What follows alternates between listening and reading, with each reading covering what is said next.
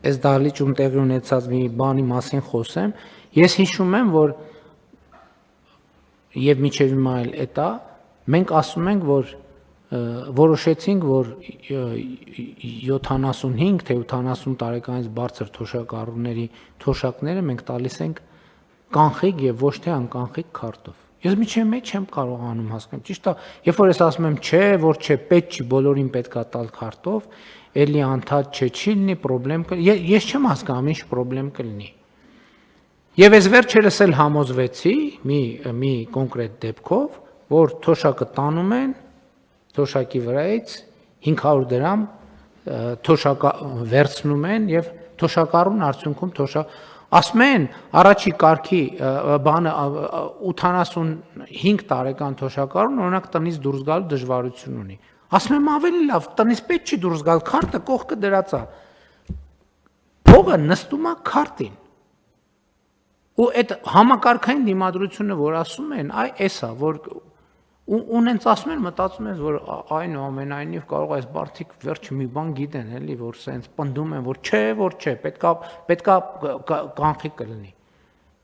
Եվ էլի ինչի ենք պատուհան թողում ամեն անգամ որոշ դեպքեր, որ չի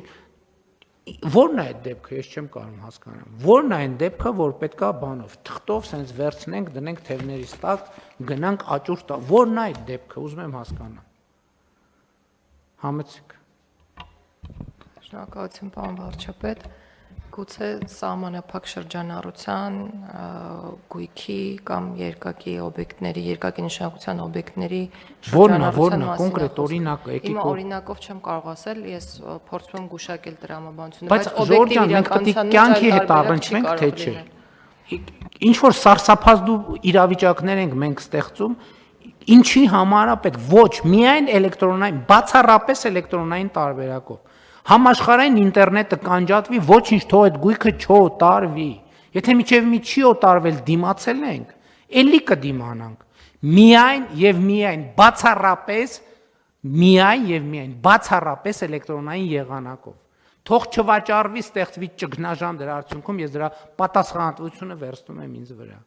Կգտնենք լուծումը։ Միայն եւ միայն էլեկտրոնային։ Եվ թոշակառուներինն էլ, բոլոր թոշակառուներն կբերեք 2 շաբաթ ժամանակ։ Բոլոր թոշակառուները թոշակը ստանում են միայն էլեկտրոնային եղանակով։ Եթե հակառակ բան եք ուզում ասեք, ձայն չեմ տալիս։